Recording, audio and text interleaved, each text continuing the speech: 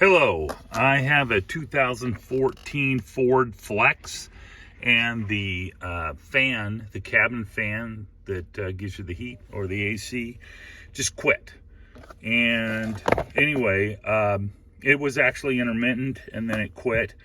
And so I looked up online. There's a couple of videos and a couple pieces of information about it.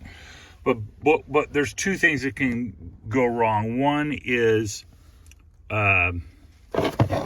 there's a resistor.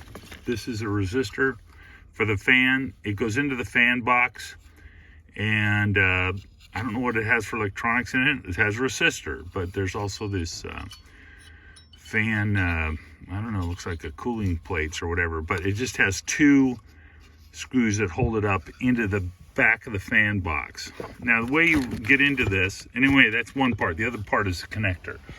So I actually replaced them both because I replaced the connector first and it was still intermittent.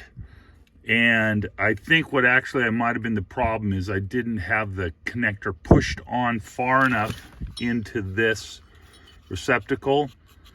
And I will tell you, when you do that, you almost have to have a channel locks or something to push it in to click. And it's also kind of a bear cat to get it out in the first place. The one you have, there's a tab you have to push up and to pull it out. But when you go back in, you're going to have to push it in quite a ways, and I might suggest that you put the connector on before you put the resistor back into the fan box to be sure that you've got a good connection. It's pushed in all the way and it won't come out.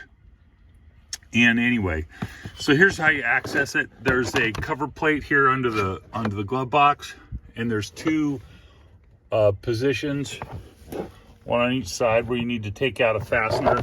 Those fasteners are just these cheap little plastic things, pressure fasteners, and you can pry them out with a tool like this. I love this tool. It's been great for all kinds of stuff, but you know, you can get a set of these tools at Harbor Freight or whatever, but they work great for pulling those fasteners out. Anyway, you pull that out, throw it aside, and you go up in there. And now here's the other key thing. Oh, so the screws for this are 8mm. They're 8mm screws. They're not 1/4 inch. Of course, everything's metric on a Ford, but you want to use a wrench that's a ratcheting end wrench. And if you can do an offset one, it's the best, because you can get that up underneath there and just ratchet and wrench it. You could use a regular end wrench, but there's not quite enough room for it. But anyway, it's 8mm, so that's important. So anyway, this is what it looks like. You'll see those wire nuts. I put a new end on for the connector, and now the resistor is new, and it works great now. But anyway, it was a process, because I'll tell you what, they're about $108, $110 for these at Ford, the Motorcraft part. And I went to O'Reilly and spent $58 or $59. Don't do that. What an incredible waste of time and energy. I put it in there and it didn't work. And of course, my first default is to think that I did something wrong, because, you know, in life, that's usually my problem. So I do something wrong. So I went and I thought, well, it's possible. Maybe it's not a genuine Ford part. I mean, I knew it wasn't. So I went to Ford and got it, replaced it. This is the one from O'Reilly I'm going to take back. And I'll be damned, it works perfect with the genuine Ford part.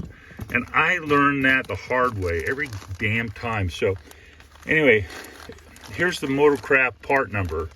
It's a Motorcraft, looks like a YH-1827-1X.